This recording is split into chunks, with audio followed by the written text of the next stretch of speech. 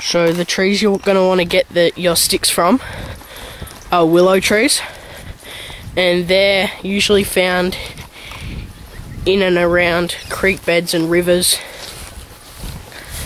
and they have really bendy limbs, so it's good for any fling snare or something. And you're just going to want to cut them with an axe or something, just to get some nice long straight ones.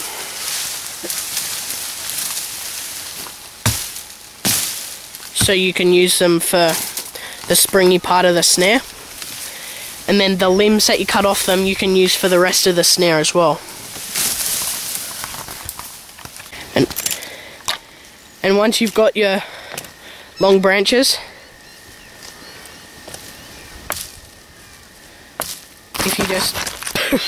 if you just clear all the limbs off, so you can use it as the nice bendy stick that you want. And we've got 4, because the more traps you set, the more chance you have of getting something. Hold on. The top thin bit you'll need for the other parts of your snare, so bits like a fork.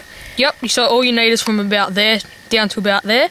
Then you need some long pieces, and then you use all what's around you from where you're setting your snare as a ramp for it, but we'll show you that later. So you'll want pieces that are nice and springy.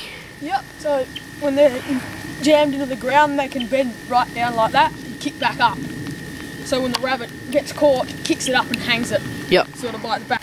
I say to make sure your end actually digs into the ground, just give it a little sharpen to a point,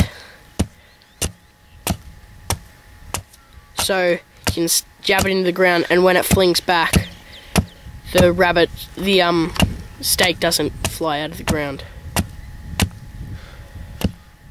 And remember to wear steel caps when you do this, because if you miss, you're not wearing steel caps, only bad things happen. So just sharpen it to a nice point like that, and that should be good for sticking into the ground. Yep. Right, so we've got our stake stuck into the ground, just outside our rabbit hole, so it'll bend down to our rabbit hole.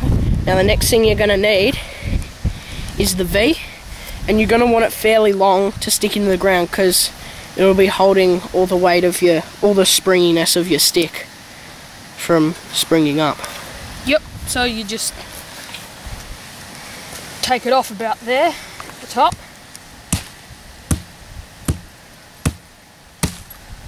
Just like that. Then take it off somewhere there. And then take it off down here. Just so it's like that. And you get... So the long piece will go into the ground, and then the cordage will go under the V. Yep, and then you just get a knife, nice sharp little knife, and just sharpen the long piece of it just down to a nice little point, so it goes straight into the ground as well, just like that. Then up here you just clean up the top a bit so it's easy to hammer in, and then just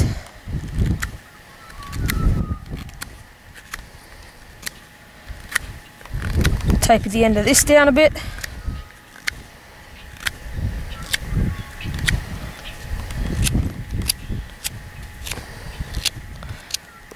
And just give it a general clean up before sticking it into the ground.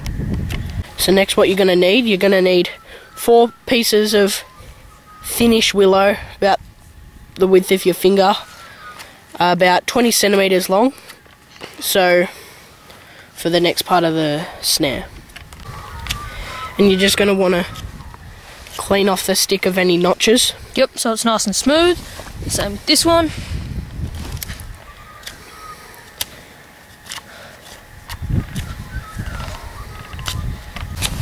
And just again sharpen the ends of these as well, so they can stick into the ground. Yep. And once you've done that, you just put a little V in it, like that. Just so you stick. So this stick here, when it's set, can just sit there so it doesn't slide up very easily. And your V will just be like that. And do them in roughly the same spot. Just a little indent for the stick to sit in. So bang those two ones you made with the notches in just across from your V. We moved the V from over here because it wouldn't bang in properly, so we put it here. And then have these two indent pieces forming like a triangle sort of. And then your springy stick is there. Okay. And then after you've done that, you just make a little piece just like this, which is the trigger. And then take a bit of fishing line or whatever sort of cordage or snare line you're using. You can use copper wire or just any thin sort of line that you can get so the rabbit doesn't see it. And then just tie a knot around the stick, make sure it holds on like that. Doesn't have to be perfect because it will have pressure on it, so it will hold anyway. So just like that. So that will have the pressure on it like that from the spring line. That will be your trigger. And then you'll need roughly the length from the top of your line down to the bottom.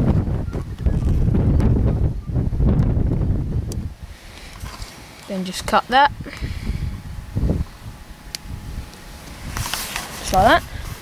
And then when you got that, you come up here and you find one of the notches. You just tie a simple knot like we tied onto the trigger, just onto the top of this line here.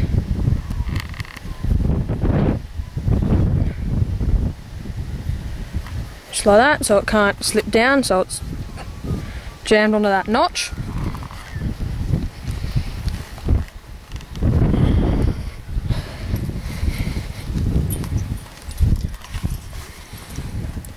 That cord will run down. And just adjust it how you want to adjust it so you've got enough cordage and it's got enough tension on the main stick.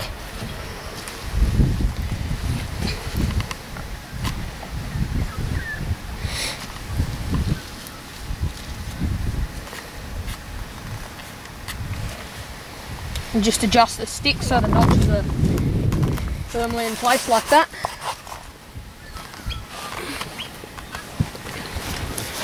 And just put this under your arm like this, run it down, put it on the inside of that.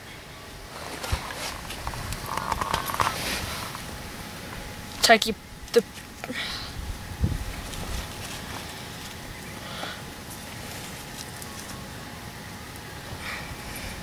and slowly put tension on it so they hold. Just in the notches like that.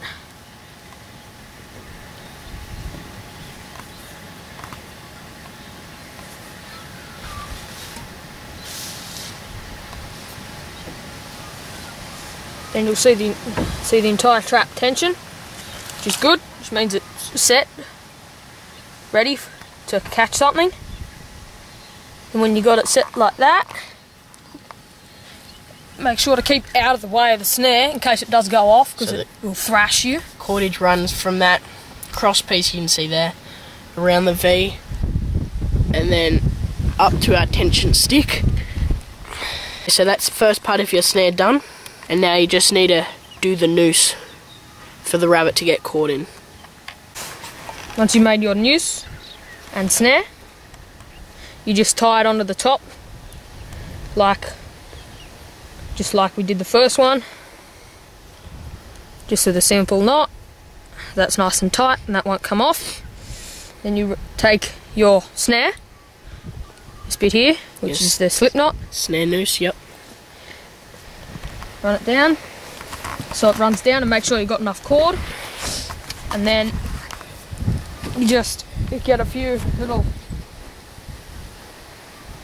straight pieces of all sorts of plants like willow or just whatever you got around you, and you just break them into a few short pieces. You might need 5 or 6, maybe 15 if you're making a bigger snare. Okay, you can turn that off now. You've done all this, and once you've cut your little pieces, you just sit them on the bottom line of your snare. Only the bottom line, not the top line.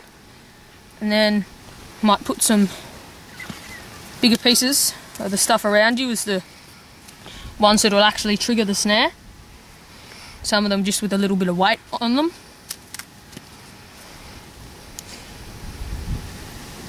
And the more sensitive your snare is, the more chance you have of catching a rabbit or whatever you're trapping. Because this trap, just made bigger, will work for foxes or cats. So it's not just a rabbit snare. So when the rabbit walks on the platform, it'll push the lower piece down, throwing off, unlatching that cross piece, which will fling up with the stick, catching it in the snare, which you just sit on top, simply just like that. Then use some small little pieces just to hold it in place in case the wind just blows it around. Just some really light little sticks and twigs, just like that, just around the outside, and that'll hold it in place enough so that the rabbit will come along, just like this, come out of its burrow. Don't set it off yet. And just tread on it, and it'll zip up and it'll be caught. We'll show you setting it off. Now whenever you're testing a rabbit snare, always make sure you're a safe distance away.